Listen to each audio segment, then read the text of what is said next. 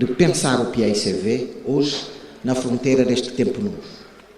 A propósito do Estatuto de Amigo, e ainda como observação preliminar, creio ter sido boa estratégia a de integrar independentes neste fórum, que, sendo do PAICV, evidentemente, pretende ser também da sociedade cabo-verdiana toda inteira.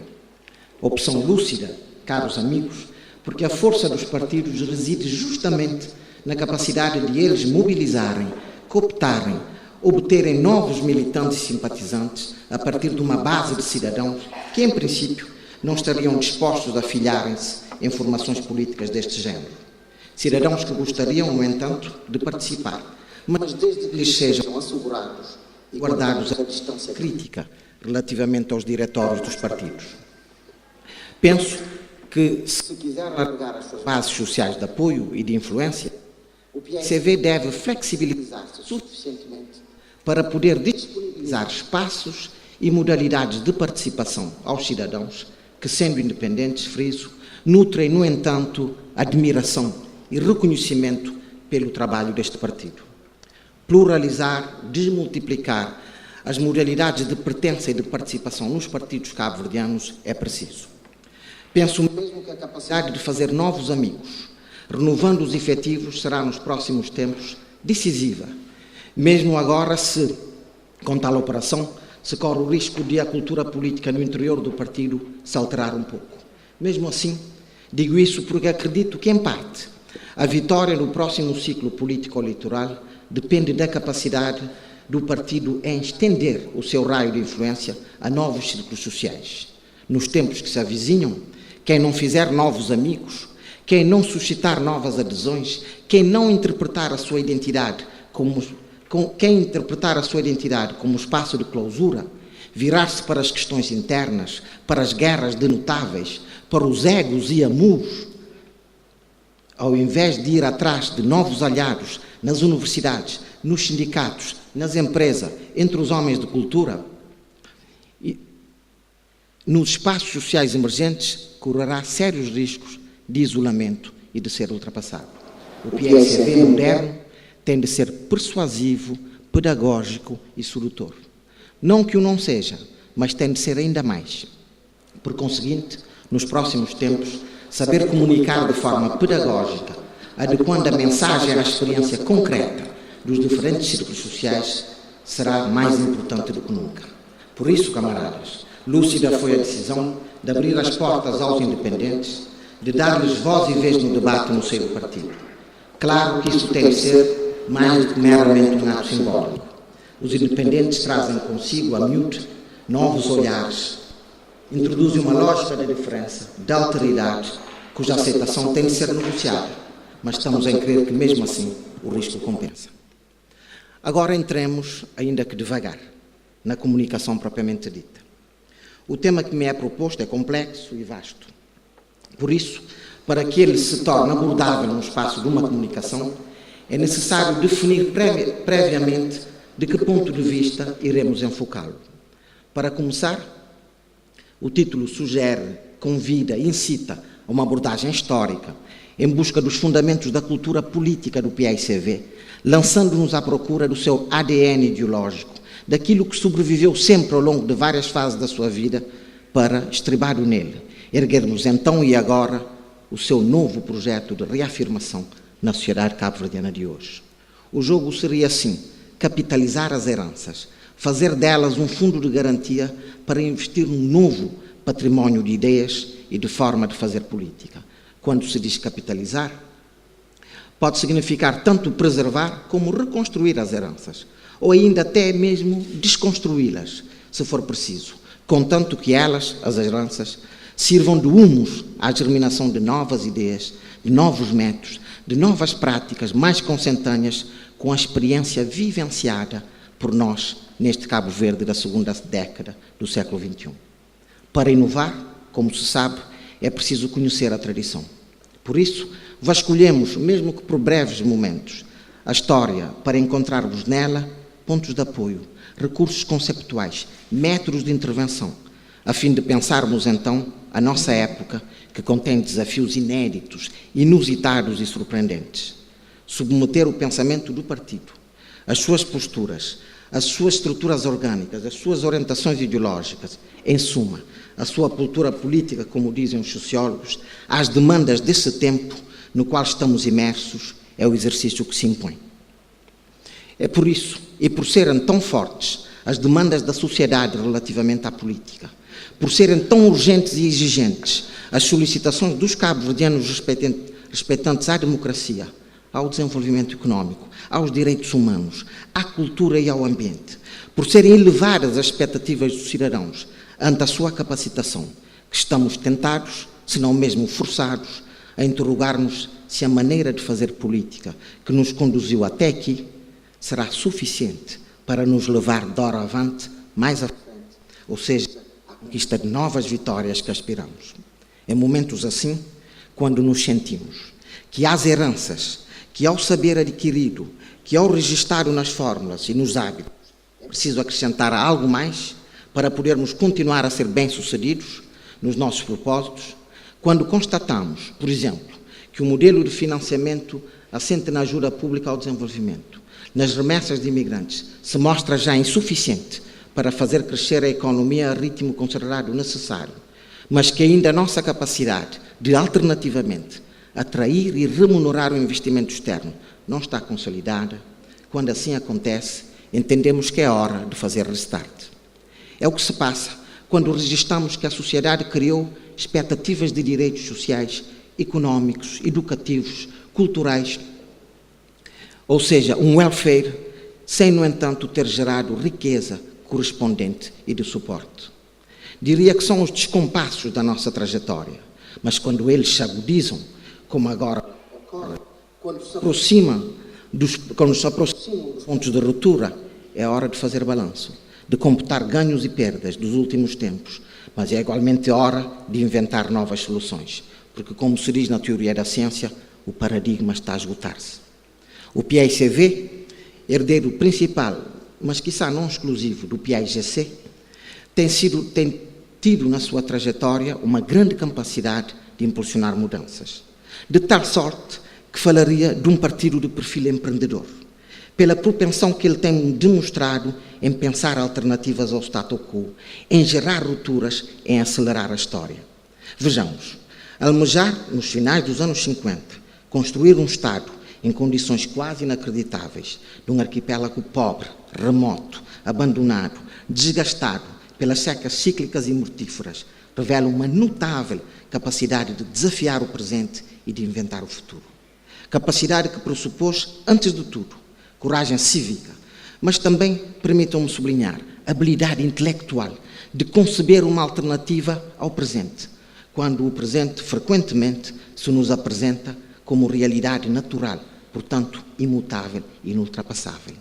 Realço que, normalmente, quando se está imerso num tempo histórico, sob o peso das suas determinações, não nos é fácil poder imaginar, conceptualizar, como dizia Amílcar Cabral, projetar uma outra terra na nossa terra. Olhar e ver, através e para além da nossa época, demanda um esforço intelectual considerável. Foi tal característica que levou o partido, o PAIGC, a uma luta de libertação vitoriosa, porque dotada de uma abordagem visionária e transcendente da realidade. É esta capacidade de visionamento utópico que fez e faz do PAICV o que ele é hoje, ator político avançado sobre o seu tempo. A mesma ambição empreendedora teve o PAICV, nos finais dos anos 80, depois de ter protagonizado um regime político monopartidário, propôs a democratizar o Estado e a sociedade cabo-verdianos, alterando os padrões de interação política e a forma da formação da vontade geral. Muitos duvidaram na altura, e a justo título o fizeram, se o PAICV poderia sobreviver ao regime que fundara, reciclando-se, porque, na verdade, em vários países que não são próximos, antigos partidos únicos foram logo substituídos por conferências nacionais soberanas, mal se iniciaram os processos de mudança, e por isso, por não se lhes ter reconhecido legitimidade para liderar, ou sequer mesmo para participar da transição para o regime da democracia. A transição cabo-verdiana do regime de partido único para o de democracia pluralista, ou simplesmente pluralista, uma vez que o pluralismo democrático é simultaneamente partidário, sindical, de imprensa e outro. foi, graças ao PAICV, exemplar, por pacífica, adaptativa e sem crises sociais. Hoje, na fronteira fina do tempo, o PAICV, que é um sistema que inclui o governo, a maioria parlamentar, as câmaras, as regiões políticas, etc., colocou para si uma meta não menos ambiciosa do que as anteriores, recorrendo à mesma ousadia, a de construir uma sociedade próspera, mas inclusiva, com prosperidade partilhada por todos.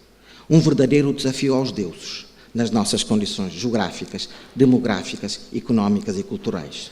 Um verdadeiro desafio aos deuses, numa década que se iniciou sob o signo da crise económica mundial, atingindo nossos mais diretos parceiros comerciais. Anima-nos, no entanto, o património de vitórias contra o ceticismo e a descrença, anima-nos o património do patriotismo, a tradição prometeica de desafiar o presente e de inventar o futuro. Ao longo da sua trajetória, o PAIGC-PAICV destacou-se não só pela capacidade de conceber alternativas aos diferentes presentes que foi vivendo, mas também pela habilidade de se organizar para tornar a ideia de futuro em projeto, o projeto em processos, os processos em ação. Pois não basta conceber uma ideia alternativa ao presente, é preciso transformá-la em processos o quanto antes. Alvin Toffler, sociólogo utópico, perscrutador do futuro, escreveu que o que faz a diferença entre desenvolvidos e subdesenvolvidos era também a diferença entre rápidos e lentos, ou seja, ganham aqueles que encurtam a distância temporal que vai da formulação teórica ao processo de implementação. Para isso, a variável crítica fundamental se torna a cultura, porque se regem as organizações. Voltaremos a este tópico. O partido, encarado desde a sua anterioridade, desde a anterioridade de si próprio até hoje, tem tido uma notável capacidade não só de gerar metas históricas para Cabo Verde, que sejam ambiciosas e que geram rupturas, como também, e isso que constitui o ponto aqui, no recurso desta comunicação, a habilidade de ultrapassar a si próprio, refazendo-se, refazendo o seu património de ideias e estratégias, sempre que as circunstâncias o requereram.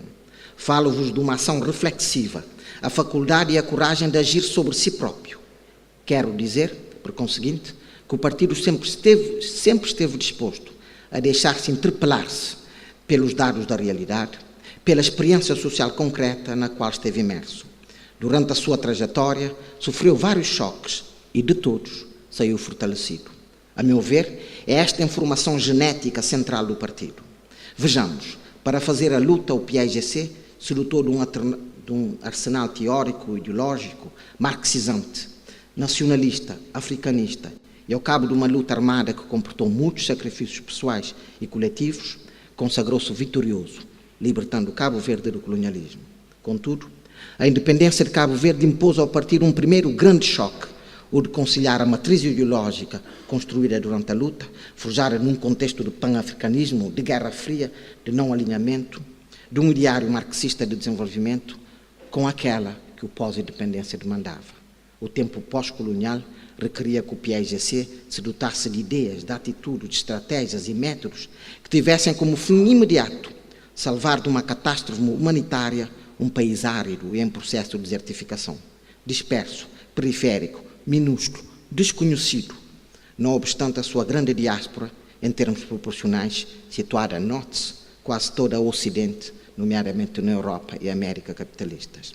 Há um claro desfazamento do arsenal teórico e ideológico da luta, do movimento de libertação, com aquele necessário para estancar o espectro da catástrofe que pesava como espada de Damocles sobre a cabeça dos cabo-verdianos. Não havia aqui condições de nacionalização generalizadas dos meios de produção e de distribuição, como induzia a ideologia.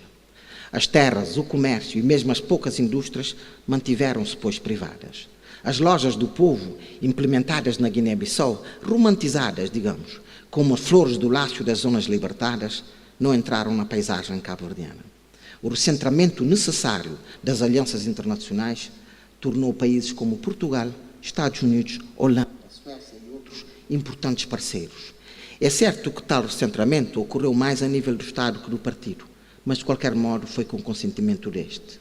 Isso prova de que havia consciência de que a experiência de liderar o processo político na sociedade cabo-verdiana, nos meados da década de 70, tendo como background uma seca iniciada em 1978, obrigava o PAIGC a refazer e a desfazer também, em parte pelo menos, do seu património ideológico. É o choque da experiência, o primeiro grande choque. O golpe de Estado de 14 de novembro de 1980, na Guiné-Bissau, pondo fim à experiência binacional, introduz um segundo choque que converteu o PAIGC em PAICV, agora doravante um partido nacional, arquipelágico, desenvolvimentista, mobilizador da sociedade para as reformas, passada que foi a fase do espectro do regresso às fomes de corrente, para implementar os planos de desenvolvimento. Registre-se, ainda que de forma incipiente e marginal, a tensão entre o assistencialismo da fase anterior e o desenvolvimentismo da fase seguinte. Mas continuava a caracterizar o PAICV o mesmo complexo vanguardista de ontem. Ou seja, a ideia de que, dada a exiguidade de pessoas com atributos intelectuais e educativos para liderar o processo político, era natural que o poder fosse concentrado e exercido por um grupo no interior da pequena burguesia que mobilizaria o povo através das organizações de massas. Digamos que a própria estrutura social de então, caracterizada por uma reduzida pequena burguesia, urbana e escolarizada, e um amplo campesinato pobre e letrado, dava base sociológica ao vanguardismo. O paradigma da relação política era, pois, de dirigentes e de dirigidos. No entanto, nos anos 80, o partido validou e implementou políticas públicas de ampliação do acesso à educação, de consolidação do Estado, de distribuição socialmente ampla de recursos que levaram ao crescimento da pequena burguesia, à sua diferenciação, facto que abriu caminho à contestação do vanguardismo. Os novos atores, fruto deste processo de investimento educativo, da consolidação do Estado, mas também de uma crescente urbanização, segregam alguma indisponibilidade para a participação política dependente e sob tutela que o regime monopartidário, tendo o PAICV no centro, oferecia. A segunda metade dos anos 80, o partido tenta descomprimir a tensão política, provocada pela insistência no vanguardismo monopartidário, num reconhecimento tímido de mudanças estruturais ocorridas, entretanto, na sociedade, na paisagem social. Fruto de suas próprias políticas, recorde-se que nos anos 80, Cabo Verde teve um crescimento médio de 6% ao ano. Numa década que chegou a ser considerada como perdida para a África, o PAICV propôs à sociedade reformas adaptativas, como nova lei eleitoral em 1985 ou anúncio de eleições alternativas numas hipotéticas autárquicas em 89. Mas neste ano, o partido aposta-se da consciência de que era preciso enfrentar um novo choque, o da mudança de regime e de modelo econômico. A grande questão do ponto de vista sociológico é de saber o que incentivou os dirigentes e os militantes do PAICV, há uma década e meia no poder, a aceitar a aventura da democratização e de pôr fim ao regime de partido único. O que foi, a nosso ver, a ideia arraigada na liderança partidária de então, de que não se pode governar, nem muito menos liderar, à revelia e em contradição com o interesse nacional. De que não se pode liderar sem reconhecer a prioridade da experiência, os dados de realidade. E estes diziam que a sociedade e o mundo haviam mudado. Entendo que a democracia cabo-verdiana começou bem, porque com uma experiência de alternância, como que a mostrar a todos que o jogo acabado de se iniciar era sério. O PAICV aprendeu a democracia na oposição, e isso foi crucial. E teve, talvez por isso, a oportunidade de se questionar, de cooptar elementos novos, de trazer para a linha da frente uma nova geração de políticos, ao mesmo tempo que a sua ideologia se social-democratizou no sentido centro-europeu da expressão. O MPD, ao inverso, aprendeu a democracia praticamente na governação. Curioso, o que num primeiro momento parecia ser um privilégio, a prazo provavelmente não foi. A história tem essas ironias. O MPD, recorde-se, teve, talvez precocemente, 2 maiorias qualificadas consecutivas e exerceu a governação detendo o poder constitucional, ao passo que o PAICV, diversamente, computou 2 derrotas e por isso sentiu-se compelido a atos de ousadia, como fazer avançar para a direção uma geração de jovens líderes sem experiência governativa, mas suficientemente motivada para se afirmar interna e externamente ao partido. Durante a oposição, o PAICV pôde então desfazer-se do vanguardismo, valorizar a ideia da boa governação e da ética na gestão da coisa pública, advogou um padrão de interação política não assente no modelo amigo-inimigo, visando desanuviar o espaço público, orientado para a busca de consensos fundamentais. A vitória nas eleições de 2001 permitiu ao partido recuperar a ousadia, retomando a abordagem visionária para agilizar uma agenda de transformação de Cabo Verde, que começou pelo restabelecimento dos equilíbrios macroeconómicos, pelo saneamento das contas públicas, isso com o fito de restaurar a confiança dos parceiros, internos e externos do desenvolvimento. Políticas públicas no domínio de infraestruturas, saúde, educação, combate à pobreza, relançamento da agricultura, tiveram um forte impacto a ponto de terem alterado profundamente as estruturas da velha sociedade cabo-verdiana. O desempenho governativo transmitiu aos cabo-verdianos a sensação de que o país vai crescer, fazer o take-off, reduzindo as desigualdades, diminuindo a precariedade, fortalecendo a segurança alimentar, expandindo a proteção social, alargando a classe média, aumentando o nível de qualificações e que, portanto, se podia naquele caminhar vir mesmo a romper a fronteira da dependência da ajuda externa e das remessas de imigrantes e fundar um crescimento assente na atração do investimento externo e na exportação. Trata-se, sobretudo, de uma percepção em perspectiva, dinâmica, de uma percepção de tendência, por outras palavras, de uma antivisão, de uma linha de rumo que as políticas públicas desenvolvidas e em curso, no decurso da década passada, permitiam descortinar. A meu ver, foi isso, mais do que os resultados concretos propriamente ditos, que fez o PAICV ganhar as eleições de 2006 e de 2011, batendo um recorde histórico em democracia. Esta percepção positiva, não apenas dos resultados conseguidos em si próprios, mas das expectativas positivas relativamente a um futuro próximo, compensou o impacto negativo provocado pelos impasses e fracassos persistentes nos setores como o do provimento da energia elétrica e da água, nos transportes aéreos e marítimos, na segurança urbana. Como nos ensina David Easton, da velha Escola Americana de Ciência Política, a legitimidade de um partido e de um governo resulta não da intensidade de apoios ou da intensidade das contestações que recebe, mas sim do saldo positivo da relação entre aqueles e estas, ou seja, do excedente dos apoios sobre as contestações.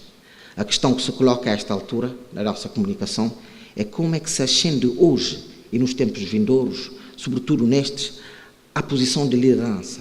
Como é que se renova a tal posição? Uma vez que todo o partido que se preza, e PAICV o é, tem a ambição legítima de influenciar de forma decisiva os rumos que toma a sociedade cabo-verdiana na qual se insere. No Cabo Verde moderno, o decisivo para ganhar eleições, para se obter o consentimento da sociedade, para se ganhar legitimidade para uma faixa crescente do eleitorado e da sociedade, não decorre mais da ideologia, nem da identidade totémica, clubista de um partido, mas antes da atitude avaliativa por parte dos cidadãos dos resultados atuais ou potenciais proporcionados por este mesmo partido. Daí a necessidade de quem detém o poder governamental, como nós, compaginar a intenção e o gesto, o enunciado e o projeto e o processo. Uma análise sociológica da sociologia eleitoral cabo-verdiana leva-nos à constatação que se alarga cada vez mais o espaço do voto flutuante, migrante, calculado, dependente da avaliação do eleitor a cada momento.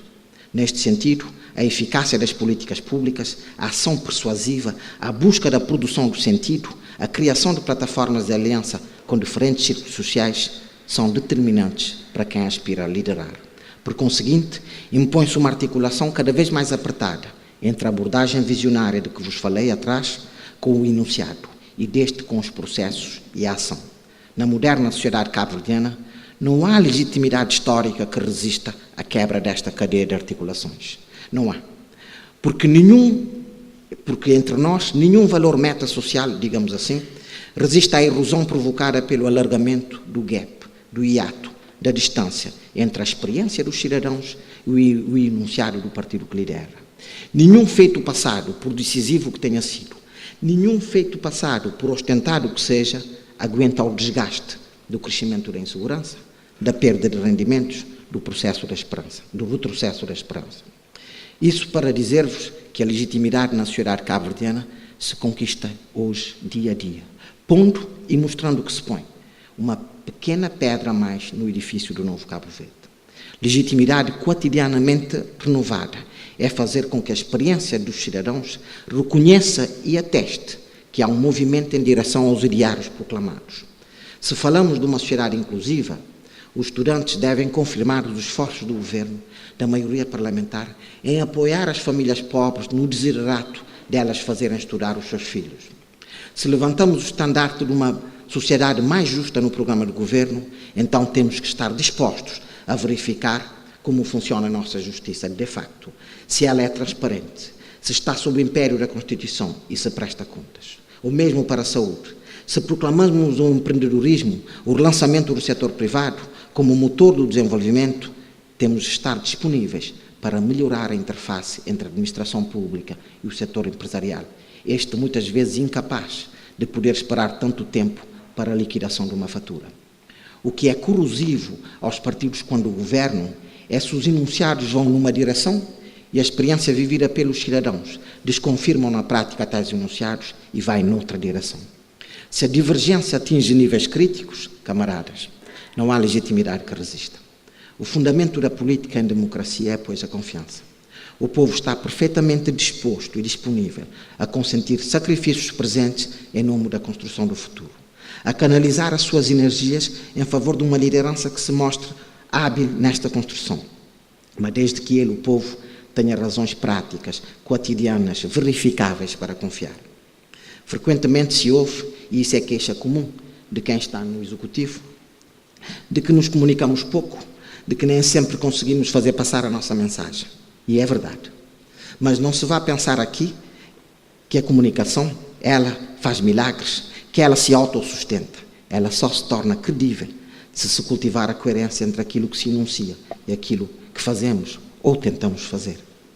Para que a cadeia que vai da visão utópica e do enunciado ao processo não se quebre, é preciso que forjemos, que inventemos, que implementemos, e este é o ponto, uma nova cultura organizacional. Quando falo de organização, refiro-me a hospitais, a escolas, a tribunais, a empresas, a ONGs, a fundações, às cooperativas, às associações. Precisamos de uma cultura organizacional transversal a diferentes organizações, que seja orientada não apenas para prover segurança material aos seus integrantes, mas virada, sobretudo, para os resultados. Uma cultura que faça das nossas organizações entidades vivas e aprendentes, que laboram sob a tensão de encontrar sempre e a todo momento novas soluções, melhores soluções, sendo estas mais céleres, mais baratas e menos custosas. Organizações que descobrem o conceito de produtividade, a possibilidade de fazer mais com menos. Como diz a Ministra das Finanças, a miúde, mais com muito menos. Organizações que no seu interior valorizam a iniciativa, a indagação, a inovação e a persistência. Os desafios que temos pela frente demandam, digamos, um novo chip para as novas organizações, mas de todas elas. Porque, caros camaradas, hoje nada se faz na sociedade que não por intermédio de organizações. Uma avaliação rigorosa e não complacente diz-nos que entre nós, nas nossas organizações, sejam públicas ou privadas, beneficentes ou empresariais, reina uma cultura de ineficiência, de lentidão e de desperdício. Aqui reside a caixa preta que nos diz o porquê de, malgrado os muitos investimentos em infraestruturas materiais, os pronunciados ganhos de capacitação das pessoas, não termos dado ainda o salto almejado. Na nossa atual cultura organizacional, refletida muito mais nas práticas do que nos regulamentos, se materializa a própria forma, como ao longo dos séculos representamos, idealizamos e entendemos o trabalho em espaços coletivos. Representações e idealizações que privilegiam não a tensão dinâmica, a inovação, a criatividade, mas sim a segurança, a estabilidade, o direito adquirido, numa espécie de busca de compensação histórica, aos custos da aleatoriedade secular que as checas impuseram à nossa sociedade. Não esperemos que a tecnologia, as TIC, resolva o desempenho das organizações, porque elas são apenas um instrumento e o que está em causa é a mudança do padrão das relações humanas no quadro das organizações, nos contextos de trabalho, em torno da produção de valor. E é isso. E isso é uma questão política que só um partido visionário, com sentido de futuro, como o PAICV, pode enfrentar. Amílcar Cabral inscreveu no ADN do PAIGC, e este print genético atravessou gerações, a atitude política de questionar a cultura, quando esta, mesmo sendo nossa, nos detém a caminhada, nos inibe de enfrentar os desafios da construção do futuro. Repensar o trabalho e as organizações é hoje uma necessidade histórica. De resto, em jeito de parêntese, na linha de Cabral, o PAICV neste século teve a ousadia de lançar políticas de profundidade, diria antropológica, que tocam os aspectos mais íntimos e ínfimos da sociedade, como a família, o sexo, as redes de solidariedade interpessoal, criando uma aliança com as associações e as ONGs, dando capilaridade social ao nosso projeto. Mas voltemos às organizações. Diria, queremos organizações que produzam, pela sua ação, confiança nos seus utentes e parceiros. Quando se assiste, como fruto de boas políticas desenvolvidas, a um aumento exponencial da procura por serviços sociais, educativos, sanitários, judiciais, quando se assiste a uma crescente demanda pelas infraestruturas tecnológicas, como a internet, pelos serviços de transporte e pela cultura, é natural que se despoletem e se acirem na sociedade conflitos distributivos. É natural, dada a escassez de recursos. A arbitragem do acesso aos recursos e às oportunidades se torna então crucial e uma questão política de primeira ordem. Quem deve ter as bolsas de estudo financiadas com os recursos públicos, se há mais candidatos do que recursos? Como escolher quem entra nas shortlists das encomendas do Estado? Como alocar incentivos à produção artística entre uma crescente demanda de apoios por parte de músicos, escritores e outros? Mais amplamente, como distribuir os necessários sacrifícios derivados da crise económica pelos cabo-verdianos? É preciso que as organizações, sejam elas estatais, privadas, cooperativas, produzam formas socialmente justas, transparentes, contratualizadas de regular as aspirações e as possibilidades. Isto produz legitimidade, camaradas. Nos momentos como os que vivemos, existe um sério risco de revelarmos para a tentação de relações clientelares, porque há indivíduos na sociedade, há uma parte da sociedade incivil, que a todo momento propõe àqueles que ocupam cargos governamentais e partidários com chaves clientelares, talvez por depositar ainda uma deficiente confiança nas instituições, nas regras, nos processos decisórios. Queiram, por isso, lançar mão da relação política do tipo patrão-cliente, provedor-provido, protetor-protegido. Existem espaços de maior precariedade na nossa sociedade um dilema entre usar a faculdade de conceder o apoio político a este ou aquele como meio de obter ganhos individuais, imediatos, sob a forma de dinheiro, de bens materiais ou emprego. Ou, ao inverso, utilizar o exercício das prerrogativas de poder apoiar este ou aquele para selecionar, sim, as melhores propostas de soluções para os problemas de sociedade. Este mesmo dilema existe também no interior dos partidos. Certamente que não nas direções, mas nas bases, nas estruturas, onde chega a ser questionado se se deve ceder em nome da busca do poder e da competição à proposta clientelista, onde se resiste por vezes mal à tentação de obter a adesão sobornada do cidadão ou do eleitor. É preciso que as estruturas dos partidos, e concretamente as do PAICV, os militantes rejeitem a ideia de mobilizar pelo suborno, de governar pelo favor. Os resultados de uma política assente em regras, no contrato, no interesse coletivo, são compensadores, ao passo que os decorrentes do clientelismo são efêmeros, ilusórios e falsos. A política de provedor-provido corresponde a um modelo de relação tutelar e assimétrico que temos que enterrar em definitivo, ao passo que a política assente na regra, no compromisso, pressupõe a cidadania, a corresponsabilidade e a igualdade. A relação clientelar torna o provido cativo, que perde a liberdade, e o provedor refém, ligados por uma dinâmica de chantagem recíproca. Além disso, ela é cada vez mais insustentável ética e economicamente. Isso para dizer que o PAICV não está ele também imune ao desvio e à deriva ética, que o seu património ético pode perder-se, adulterando-se, abastardando, sob a ação de indivíduos e grupos que o penetram para maximizar os seus próprios interesses. Isso se o partido baixar a sua autovigilância. Camaradas, como partido moderno, avançado relativamente ao seu tempo, mas que é patriota no seu ADN, o PAICV sabe que os partidos são um património da sociedade. É verdade. Mas para que sejam também a nova riqueza das nações, se me permitem tomar de empréstimo a bela expressão de Adam Smith, para que aspirem a ser o tesouro da democracia, se lhes exige que cultivem, quer estejam na oposição, quer detenham circunstancialmente o poder de governar, uma relação virtuosa com os seus adversários. Isto é, que sejam capazes de entendimentos e compromisso, sempre que os interesses nacionais assim ditarem.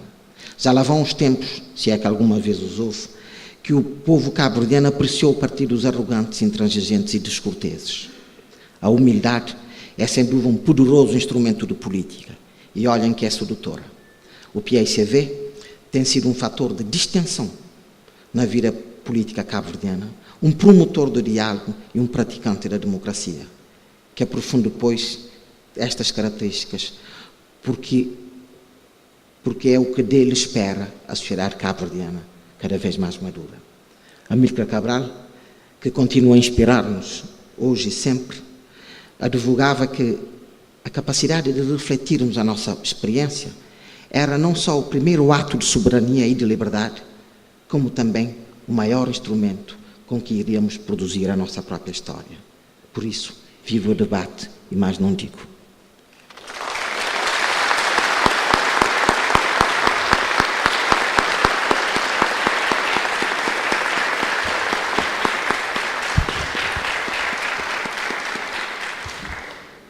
Muito obrigado. O conferencista António Leão Correia Silva discorreu de forma brilhante sobre a forma de ser e de estar no PAICV.